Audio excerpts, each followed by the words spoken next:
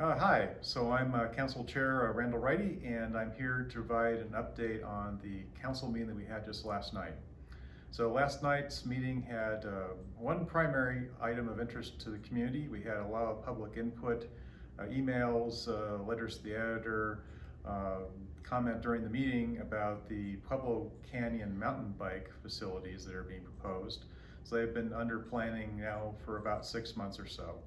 And so we've gotten some emails dating back months about the process, some questions, and so there was a citizen petition asking council to halt the planning, and the county staff came up with an alternative, which was to work collaboratively. So when I introduced the item, that was one of the things I mentioned, is I hope that we could work collaboratively, and starting tonight we could do that. So that was one of the things I was hoping we could do.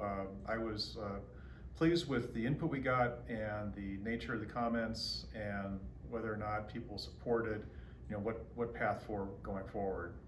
And I think, yeah, the path with working collaboratively is the one that makes the most sense to the community, helps address some of the questions that were raised. So I think one of the key things was options, and so that was to include multiple locations for some of the facilities, and also to look at the what are the pros and cons of different options. So I think that was pretty important, looking at that. And so that was the main item we discussed last night. There were a number of other important items, but that was, I think, the main one that was of interest to the community. Going forward, there's some other items I think they'll be of interest. So at the next meeting in 2 weeks, we're going to have a discussion about environmental service fees.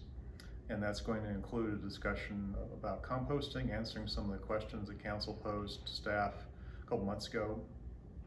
And it's also going to be looking at some other necessary changes for environmental service fees.